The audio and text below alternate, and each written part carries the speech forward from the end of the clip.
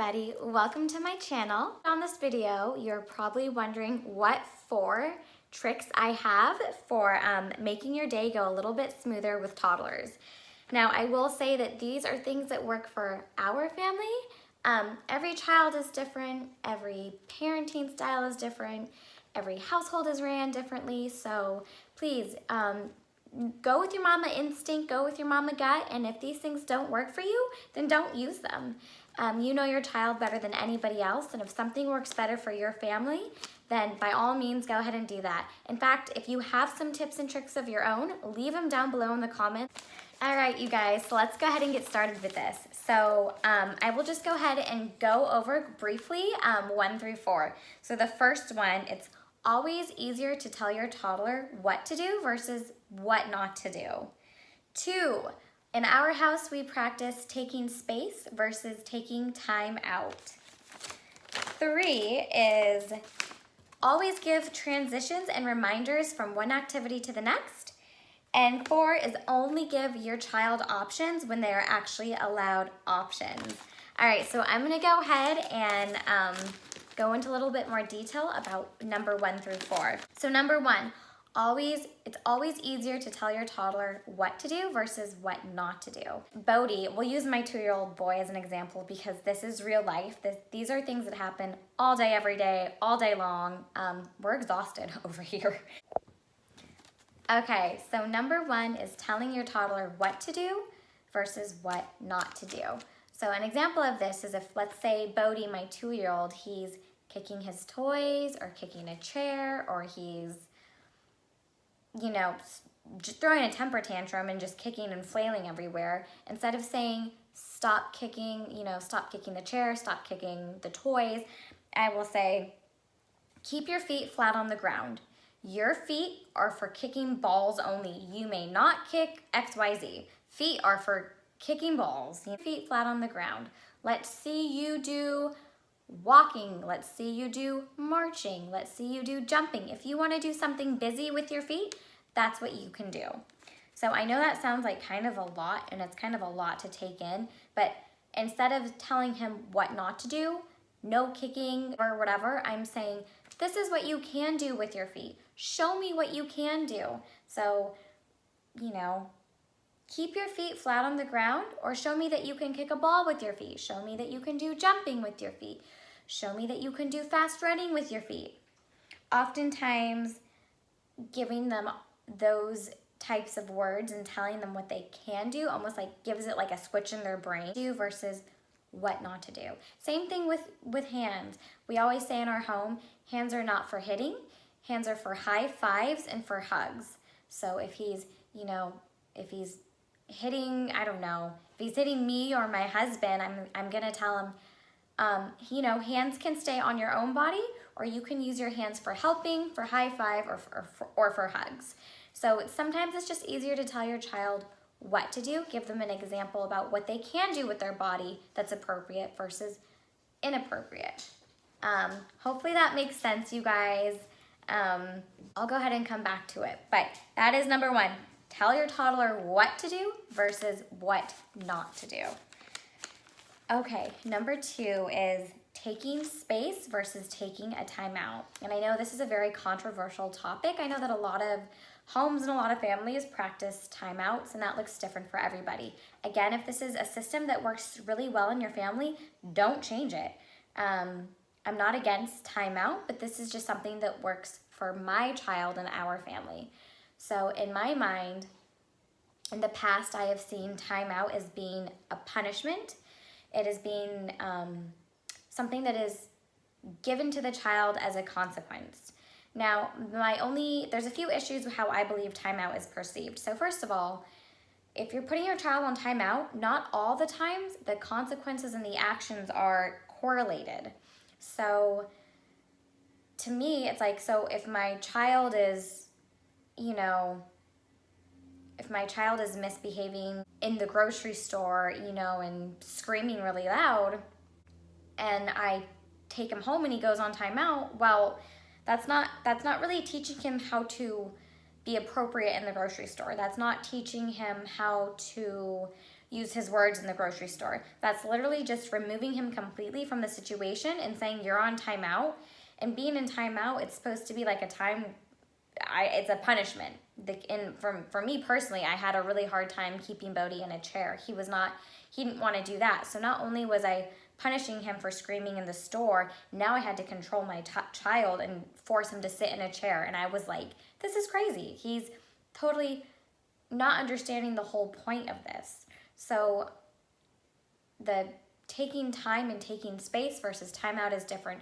Well, if this is something that works for you, having timeouts in your house, by all means, please stick with it. I have nothing against it. This is just a system in our house that works for Bodhi.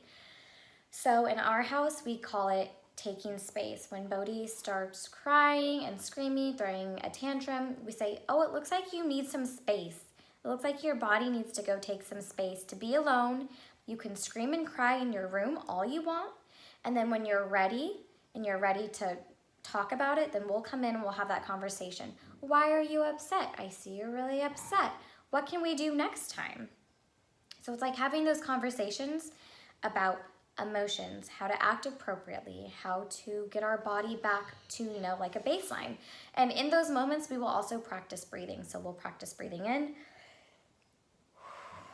and breathing out. And I know that sounds kind of ridiculous, but I'm telling you, taking space is giving my child the tools and techniques he needs to problem solve on his own. Oftentimes, I think that timeouts are deemed as like a punishment, and I can't get my child to sit still for 5 seconds, let alone sit still for like 10 seconds in a chair.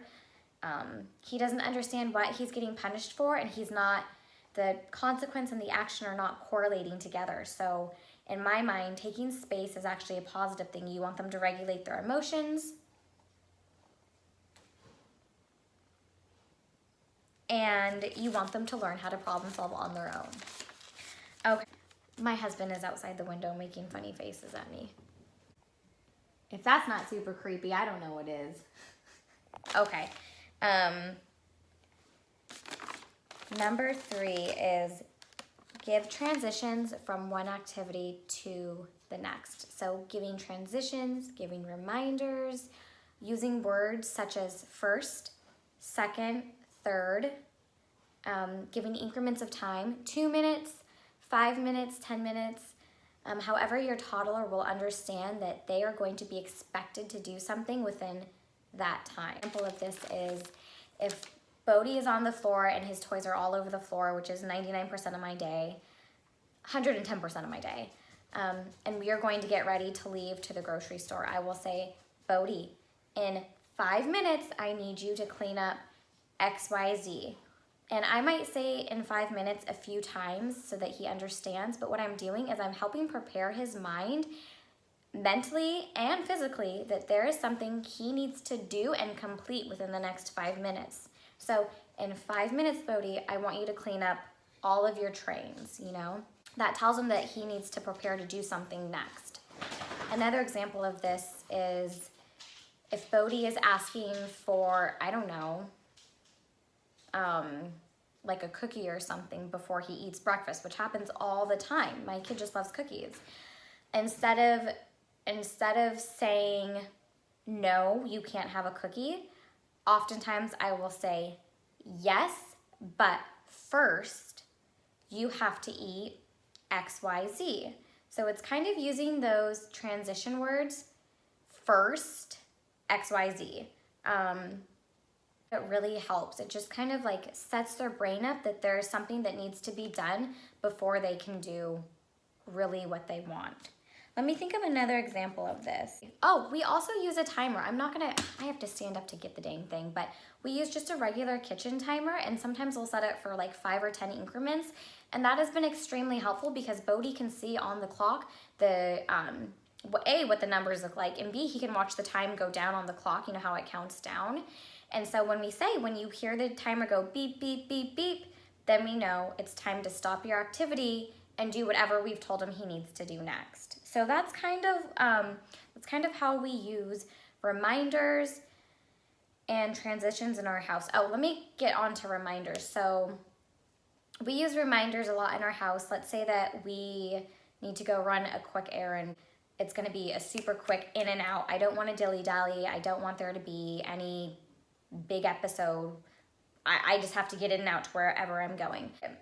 Mama has to go in to get diapers. We're gonna make a really, really fast trip, you know? So that means we're gonna keep our body in the cart, we're gonna have our snack, and we're gonna use our inside voice. So it's telling Bodhi what I am expecting of him, and it's giving him that reminder of, oh, this is what I want him to do. This is how I want him to behave in the store. And I really have to practice that more often, but I am telling you, giving him that reminder before we do something that he has struggled with in the past is extremely helpful. It kind of like clicks in his head like, oh, okay, I know we're gonna go in the store, I'm gonna get in the cart, we're gonna rush down the aisles, we're gonna get the diapers, you know, I'm not gonna be able to get out of the cart. Like, I'm thinking in my head that he's processing this. Like, we're gonna stay inside the cart and we're going to, it's about to die, crap. We're going to stay inside the cart where it's gonna be a quick trip. And I'm going to use an inside voice. And like, sometimes I'll even practice when we get in the store. Okay, we're in the store. Like, show me what your inside voice sounds like. Crazy simple things like that. Giving reminders, giving transitions. First, we're going to go to Target. Next, we will go home. It's kind of giving them like a play-by-play, and I think that really helps them just prepare and feel like they're in more control. Hopefully that makes sense. That was a lot of talking for number 3. Number 4 is only give them options when they're allowed options. So an example of this is, I feel like I keep using like the grocery store example or something like that. Who's not shopping at Target or at the grocery store? I'll give an example. So let's say we've been at the park for like an hour and I really, really, really need to get to go home. Bodhi, it is time to leave the park now. I'm not saying, Bodhi, are you ready to leave the park? I'm saying, Bodhi, it's time to leave the park now. So instantly he knows, I don't have a say in this. I am leaving the park. But what I will do is I will give him 2 options after that. I will say, when we leave the park, or you can watch a movie. What will you choose? So it's giving him 2 options that I'm allowing him to actually have. The options are when we get home, because he has no choice in going home. If I need to go home that very moment, he's going home. But the options that he does have once he gets home is you can watch a movie or you can have a sweet treat. What will you choose? He doesn't have an option. I mean, he can't drive yet, and you know, he's not gonna take an Uber, so the kid's going home no matter what. Only give options when your child is allowed options. An example, if we're leaving the house and I'm in a hurry, I will say, Bodhi, we're gonna load up in the car. What would you like to carry? Your shoes or your jacket? So Bodhi knows we're not gonna spend 5 or 10 minutes arguing and crying and screaming about getting into the car. No, he has no option there. He is getting into the car with me. Again, he has no choice. But his 2 options that he can have are, Bodhi, are you gonna help carry your shoes or your jacket to the car? So it's really giving them options and giving them that little bit of power when you can. Hey you guys, sorry about that. It's now about an hour later, but I just wanted to go ahead and wrap up the video. I hope those tips made sense, so I'll just go ahead and do a little short recap. So number 1, it's always easier to tell your toddler what to do versus what not to do. An example of this, if they're kicking, instead of saying stop kicking, say, please keep your feet on the ground. Your feet can kick balls, your feet can do jumping, your feet can do running. Keep your feet flat on the ground versus stop kicking. The second tip that we use in our household is to take space versus taking time out. So we really implement taking space as a time where you can problem solve, where you can regulate emotions, where you can practice breathing, and then you can have a conversation about what you can do next time to be successful and not have a tantrum or not throw your toys or whatever, you know. Number 3 is using transition words and reminders and increments of time to help your child understand that there is something expected of them to come next. So give transitions from one activity to the next pretty much. So the example that I used, I think, was saying, in 5 minutes, we're going to clean up your toys. That gives your child an idea in his or her head that they are expected to do something in the next 5 minutes. and that they are required to perform whatever, which would be cleaning. In 5 minutes, we're going to clean up our toys. Another example of this is saying first and last. So if Bodhi's asking for a cookie before breakfast, I will say, yes, but first you have to eat X, Y, Z. So it's kind of using those types of language and those types of words. Also giving them a reminder. If we have to run into the store really fast, I'll sit down and just recap. We're gonna keep our body inside the cart.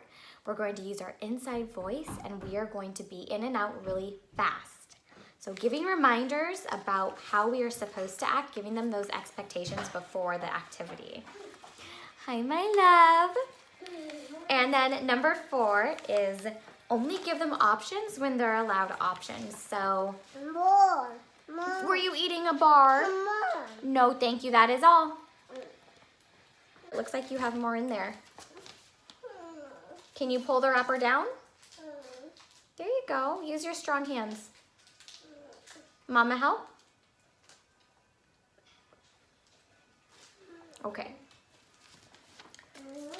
So number 4 is only give them options when they're allowed options. So if we need to, my sweet love, if we need to leave the store fast, then I will say, it's time to go home. We're getting in the car. You can either take your shoes or your jacket with you. So they're not getting the option to get in the car. They're not gonna have time to argue about it. But what they are getting is time to think whether or not they're going to help carry their shoes or their jacket. So only give them options when options are allowed. And also, once you give them options, you have to really honor it and stick to it. So if I tell Bodhi we're gonna go home and he can watch a movie or have a sweet treat and he chooses a sweet treat, I really have to honor that choice that he made. So anyway, you guys, oh, and now my dog is joining us. Is that George? Ruff is spinning. Anyway, you guys, thank you so much for watching. I hope all of that made a little bit of sense. I know it's a little bit confusing, but I'd be happy to make... Okay. I'd be happy to make more videos touching base on tips and toddler tricks and hacks and parenting. And remember, everyone's different. Everyone has their own ideas what work for them and their family. Thank you so much for watching. Subscribe, and I'll see you next time. Bye.